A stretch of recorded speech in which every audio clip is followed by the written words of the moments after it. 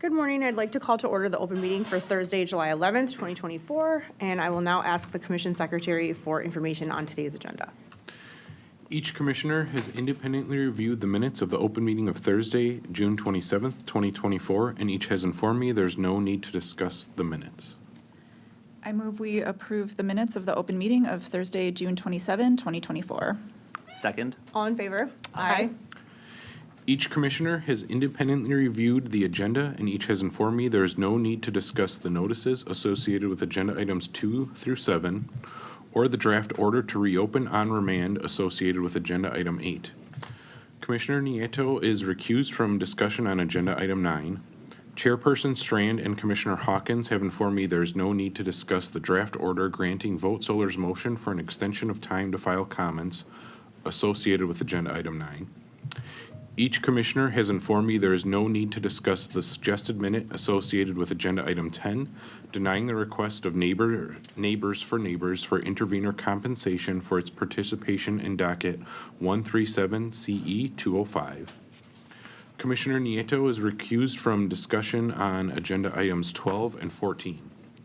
Chairperson Strand and Commissioner Hawkins have informed me there's no need to discuss the suggested minute associated with agenda item 12, accepting Madison Gas and Electric Company's 2023 fuel reconciliation application and directing MGE to refund the 2023 over-collected fuel balance across October through December 2024 with interest at the applicant's authorized cost of short-term debt rate using the flat rate allocation method at the uniform rate credit rate of $0.01056 dollars per kilowatt hour each month for all customer classes, or the suggested minute associated with agenda item 14, accepting Wisconsin Electric Power Company's 2023 fuel reconciliation and directing WEPCO to refund the overcollection of the 2022 fuel reconciliation surcharge in September 2024 with interest at the applicant's authorized cost of short-term debt rate using the flat rate allocation method at the uniform credit rate of $0.00002 per kilowatt hour for all customer classes. Thank you. I move we approve the notices of investigation associated with agenda items 2 through 6. Second. All in favor? Aye. I move we approve the notice of proceeding associated with agenda item 7. Second. All in favor? Aye. In docket 6240 CC 241226, I move we approve the draft order to reopen. Second. All in favor? Aye. For agenda item 9 and docket 9300 DR 106, I move we approve the order granting Vote Solar's motion for an extension. Second. All in favor? Aye. Those abstaining? Aye. In docket 1 IC 560, I move we deny the application of Neighbors for intervenor compensation. Second. All in favor? Aye. For agenda item 12 in docket 3270 FR 2023, I move we accept MG&E's fuel reconciliation and direct a refund consistent with the Secretary's reading. Second. All in favor? Aye. Those abstaining? Aye.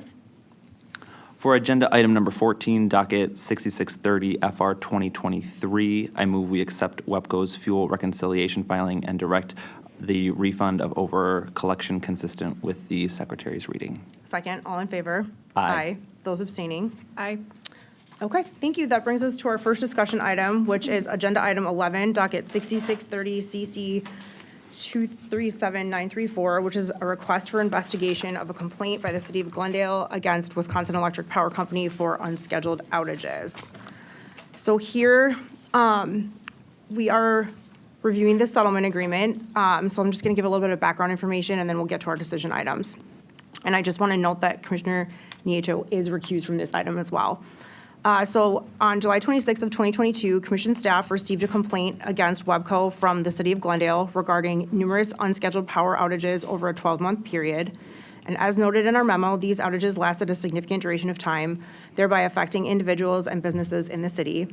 And additionally, Glendale reported that it had a history of unexpected electrical outages that predates the aforementioned timeframe. In response to the filing of the complaint, a formal investigation request was initiated, and commission staff began investigating Glendale's complaint. On March 25th of 2024, Glendale brought a proposed settlement agreement before its city council, and the city council voted unanimously in support of the settlement. On April 12th of 2024, Webco and Glendale jointly filed a settlement agreement with the commission. And this docket is notable because it marks the first time that the commission has had the opportunity to apply the settlement law outside of a rate or tariff proceeding. And the settlement agreement terms that were agreed to by Glendale and Webco are fully documented in their April 12th filing, and those terms are also outlined for us in our commission memo. So there are 4 decision items here for us to discuss. The first is about procedural requirements, and it's asking us to determine if the procedural requirements of the settlement law have been satisfied. Here I'm at alternative 1 because I believe the record demonstrates, and as noted in my opening comments, that the procedural requirements of the settlement law have been satisfied. Commissioner Hawkins? I am at alternative 1 as well. Great, thank you. Our second decision item is regarding a reasonable opportunity to be heard. So the commission is being asked whether there's been a reasonable opportunity to be heard pursuant to the settlement law. Here we had 2 parties to the proceeding, Webco and the city of Glendale.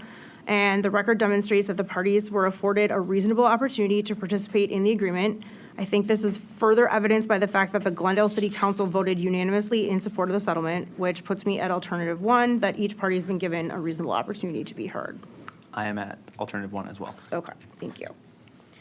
The third question is about the public interest being represented. So here, we need to determine if the public interest is adequately represented by the settling parties. So under the settlement law, the commission may approve the settlement agreement if it finds that the public interest is adequately represented by parties who entered into the settlement agreement. Again, we only had the 2 parties here, Webco and the city of Glendale. Our memo does note that in all prior applications of the settlement law that have been presented to the commission, at least 1 or more signatories to the agreement have been a party to the proceeding, and these signatories have represented broader constituencies, including common customers and/or environmental interests. As discussed in our memo, and as I mentioned in my earlier comments, I do think that, this agreement will mark the first time that the commission has had the opportunity to apply the settlement law outside of a tariff or rate proceeding, which does make it notable. And I also note that outside of that rate case, it's not uncommon for there to be fewer participating parties.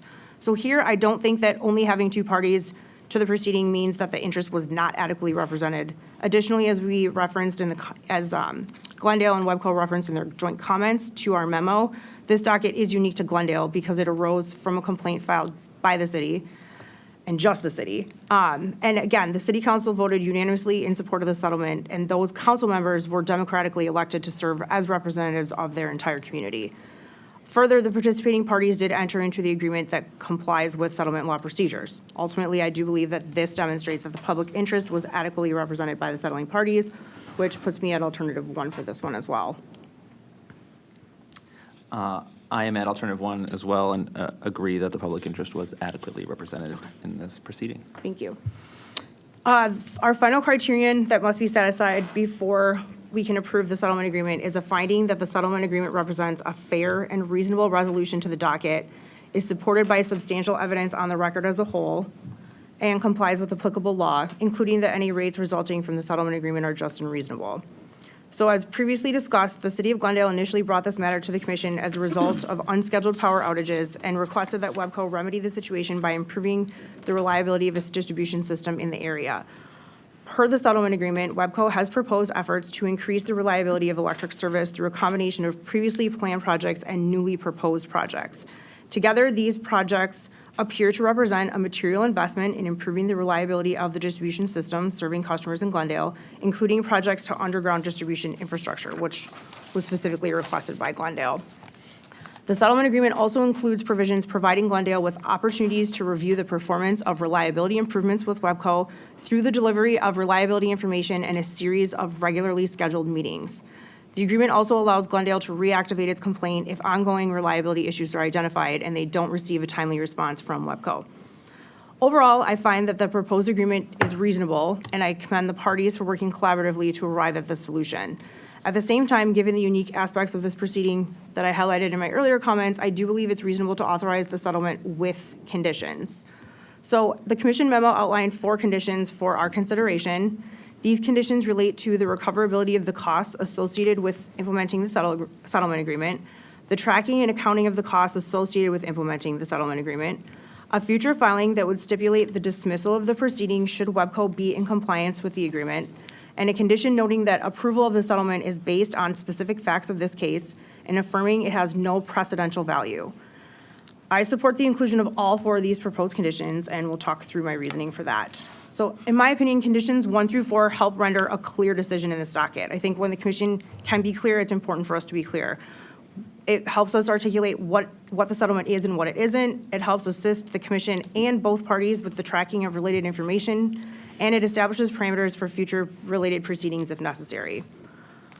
Given the fact that this is the first time the commission has had the opportunity to apply the settlement law in this type of docket and the compliance criteria of the settlement law, I do believe that it's important for us to distinguish our decision here from future determinations by the commission, especially as to the recoverability of the costs associated with the settlement agreement. Consistent with past practice, the commission should and will review the recoverability of costs associated with the settlement agreement in a future rate proceeding. And that's what condition 1 does here. It puts that into the order. I strongly believe that conditions 1 is necessary. Also, condition 2, which states that WEBCO shall separately track and account for the costs associated with the implementation of the settlement agreement, is also necessary. Because if we don't track these costs, how will the commission be in a position to make a determination on the actual recoverability of these costs? I understand that this condition may be an additional task for the utility to undertake, but to me, it's necessary to ensure that there's transparency around these projects and their associated costs. We're not asking for the utility to produce these costs in the immediate future. Rather, the expectation is that when this is received in a future proceeding, when this is reviewed in a future proceeding, that the costs associated with the implementation of the settlement agreement are separated and visible for appropriate analysis. So again, I think all 4 conditions are necessary. 3 and 4 would just provide a path forward. So that puts me at alternative 2, which would be to approve the settlement agreement in whole with all 4 conditions identified in the memo. Commissioner Hawkins.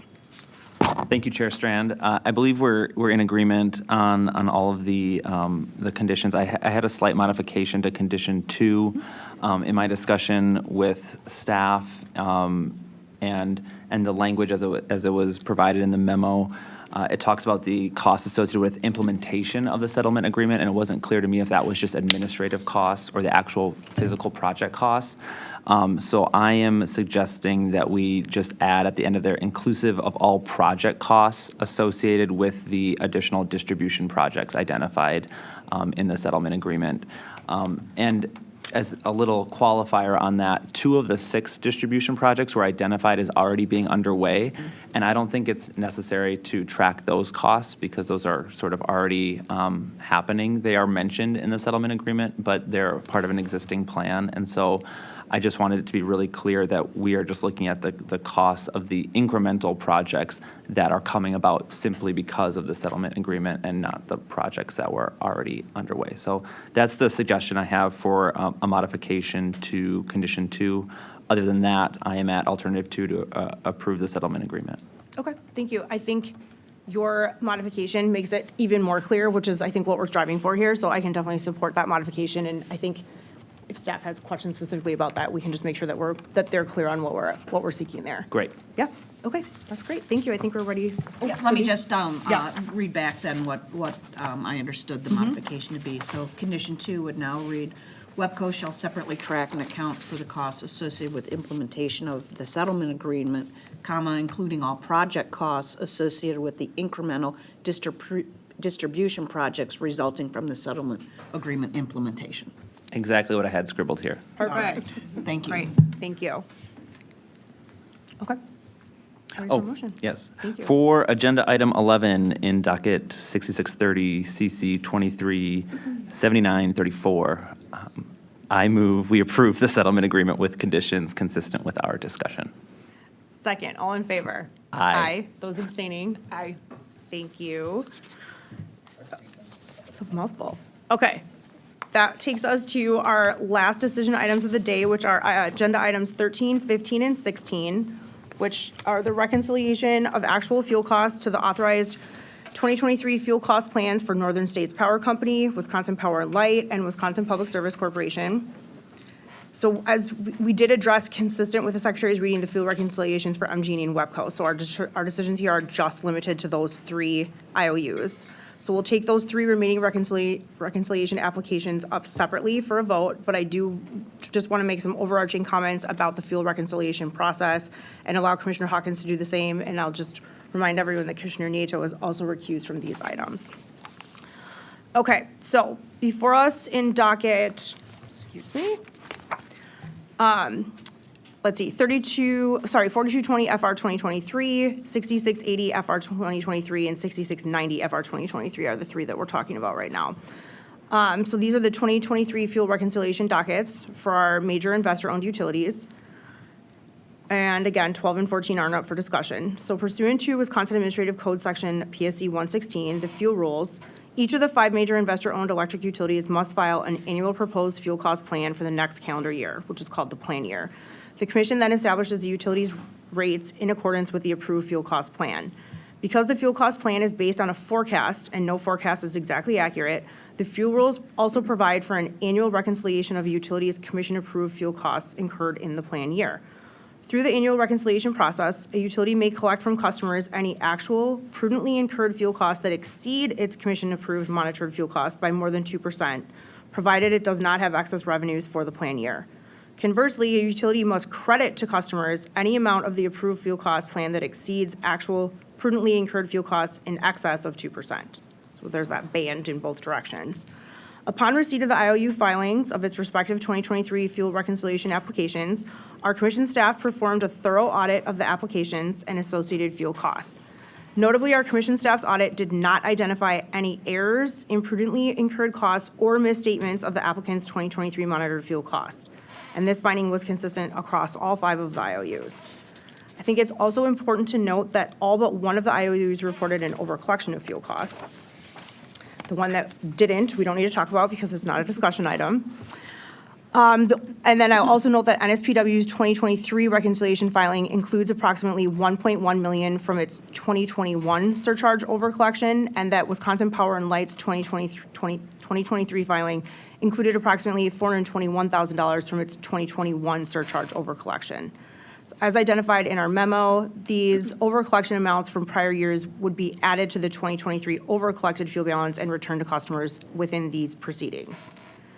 The fact that we're being asked to authorize refunds for each IOU puts the commission in a very different, more positive situation than the one we faced last year, where 4 of our 5 IOUs requested surcharges to recover undercollected fuel costs. I would like to thank our commission staff for developing a complete and thorough record for each docket and each applicant for their efforts, along with CUB and WIG for their participation and comments. Regarding the question of whether to accept the filed 2023 fuel reconciliations, because commission staff audits of each respective filing did not turn up any errors or issues of imprudence, I will state up front that I do support the approval of each of the fuel reconciliation applications. In addition to our determination on whether to approve the fuel reconciliation applications, we're also being asked to determine the timing of the refunds and the allocation method. So before I weigh in on those specific decisions, I would like to turn over to Commissioner Hawkins to see if he has any opening remarks. Nothing to add besides, again, positive. We're giving back money, and it's a real example of the roller coaster that is natural gas prices and the impact that they have on electric rates. So, and I'm going to land in a similar place in approving them, and we'll discuss how to do that. Great, thank you. Okay, so then we're only focusing our decisions now on the refund time period and the refund allocation. So we had a number of different sub-alternatives regarding those options. So historically, the commission has not adopted a standard approach for the time period and allocation methodology used to refund overcollections related to fuel reconciliations and reviews. And we review each request on a case-by-case basis. Depending on the case-specific circumstances of each docket, the commission has authorized refunds over various time periods, including a single month or 2 or more consecutive months. Similarly, the commission has not required utilities to utilize a single approach to allocate the refund among the different categories of retail customers. The commission has historically selected either a flat rate per kilowatt hour or a class-level allocation methodology. The flat rate method allocates the credit balance to customers on a single uniform per kilowatt hour credit and is a simple and straightforward allocation methodology. And for many years, the commission ordered refunds to be allocated using that method. More recently, the commission has evaluated and approved the use of a class-level method of allocation. This method takes into consideration each class's actual contribution to the refund balance, resulting in a class-specific per kilowatt hour credit, thereby crediting back to each class its contributed share of the refund balance. And here, in effect, the 2023 calendar year class level usage determines the refund allocation amount for each customer class. And then that refund amount is then credited back to customers through its corresponding class level credit rate in a single month or multiple months, depending on the time period selected. So just to recap for each docket, I am at alternative 1 to approve the 2023 fuel reconciliation applications. And then again, each memo identified several timing options and allocation methods for our consideration. So overall, I thought that the sub-alternatives offered a number of reasonable timeline and allocation methods proposed, and that each applicant, as well as Cub and Wig, provided comments regarding their desired time periods and allocation methods that I found helpful. In general, most applicants base their time period preferences on billing system implementation and feasibility considerations, and generally, the applicants were comfortable with either flat or class rate allocation methods. Again, I just want to mention that the commission has not adopted a standard nor consistent approach to time period and allocation method. And in light of this, I don't think each applicant should be required to use the same time period or allocation method as the other IOUs. Instead, here I based my decisions on the entirety of each record on a case-by-case basis that considered the following things: the fact that we're in a credit position this year, the overall refund amount to be allocated, the timing and allocation preferences of the applicants, and comments received by the parties. Therefore, my decisions on the time period and cost allocation are as follows, and I'll just go through each one and you can give you an opportunity after each one. So for NSPW, which is docket 4220 FR 2023, I was at alternative 1, sub-alternative E, which would be to refund the 2023 over-collected fuel balance and the over-collection of the 2021 fuel reconciliation surcharge in the month of September of 2024, with interest at the applicant's authorized cost of short-term debt rate using the class-level allocation method that's shown on Table 1 of our memo and based on the 2023 actual electricity usage to establish unique credit rates for each customer class. Commissioner Hawkins.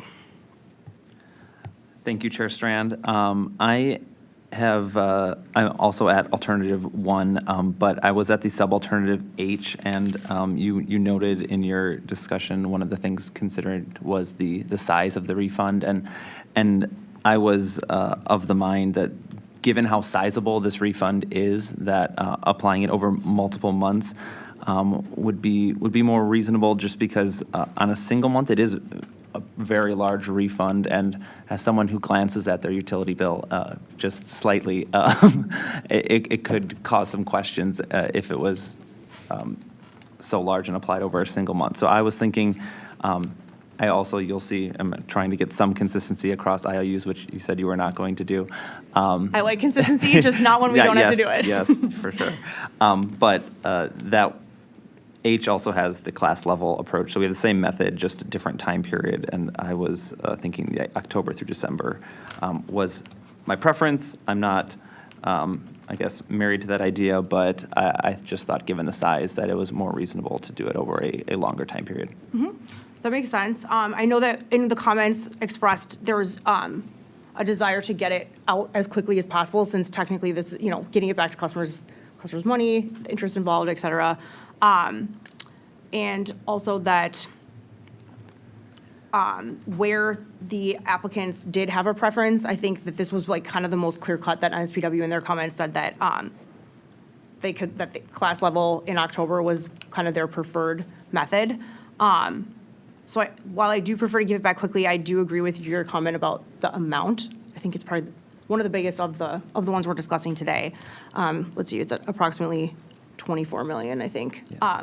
So I can join you at H. Yep. I think the method is the same, and if we're spreading it out and not giving them kind of bill shock, even though it's a positive bill shock, Yes, I think that exactly. makes sense. Okay. So I can join you there. Thank you. Do you want to make a motion on that Yep. one and just get it done? Okay, Sure. perfect. In docket 4220 FR 2023, I move we accept NSPW's fuel reconciliation and direct refund consistent with our discussion. Second, all in favor? Aye. Those abstaining? Aye. Thank you. All right. Agenda item 15, which is docket 6680 FR 2023 for Wisconsin Power and Light. Here I was at alternative 1, sub-alt B, which would refund the 2023 over-collected fuel balance and the over-collection of the 2021 fuel surcharge plus interest at the applicant's authorized cost of short-term debt rate in October 2024 using the flat rate allocation method at the uniform credit rate of 0.03868 cents per kilowatt hour for all customer classes. Commissioner Hawkins. For this one, I am again at alternative one, a different sub-alternative. I was supportive of the alternative that was offered by the applicant to offset this refund against the surcharge that was approved last year, and that would be applying it through December of 2025. And so that is sub D. And so, I think we have the same method. Is B flat rate? Yeah, same method. Same flat method, rate, different time period. Just a different time period, a much larger time period, but then again, just to kind of smooth out last year's increase with this year's decrease and trying to, we already have that time problem Yep, from last year's From last decision, year, yeah. so. Yeah, and just to recap without all the details, because of the large amount of the surcharge that came through in the fuel reconciliation decision last year, the commission chose to spread it out over a longer period of time so that the burden on customers wasn't, hitting 1 or 2 months. Yep. But I think it was spread out through 2025, which this would then understand or would mesh with. I understand that logic, and I think it makes sense, especially if it kind of makes the credit and the surcharge kind of wash for Yep. that time period. I do think that if we could get it over this year, it would be good. I'm wondering maybe if you would either meet in the middle at the 3-month period, which I think is one of our other alternatives since we're in agreement on the allocation method.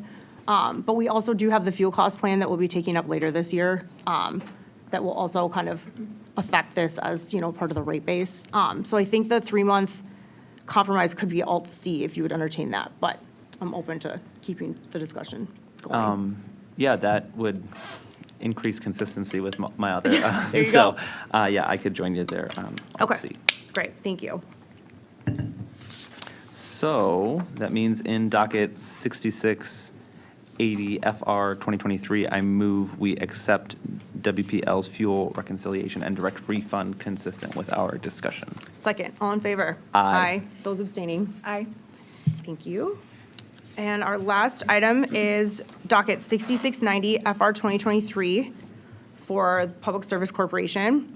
Here I was at alternative 1, subalternative A, which would be to refund the 2023 over-collected fuel balance in September of 2024 with interest at the applicant's authorized cost of short-term debt using the flat rate allocation method at the uniform credit rate of 0.03520 cents per kilowatt hour for all customer classes. Commissioner Hawkins. I, again, am at the October through December for the same reason as I was for the NSPW case, and so that is sub-alt G in this situation. And I note that WPS said that they did not oppose any of the Yeah, sub-alternatives. they're agnostic on Yeah. time period and allocation method. So- Yep, that's fine. I can join you at G. Cool. Thank you. So in docket 6690 FR 2023, I move we accept Wisconsin Public Service Corporation's fuel reconciliation and direct refund consistent with our discussion. Second, all in favor? Aye. Aye. Those abstaining? Aye. Thank you. Okay. Back to regular business. So that does conclude our official business for today. Our next open meeting is scheduled for Thursday, July 18th, 2024 at 10:30 a.m. And may I have a motion to adjourn? I move we adjourn until Thursday, July 18, 2024 at 10:30 a.m. Second? All in favor? Aye. We're adjourned. Thank you.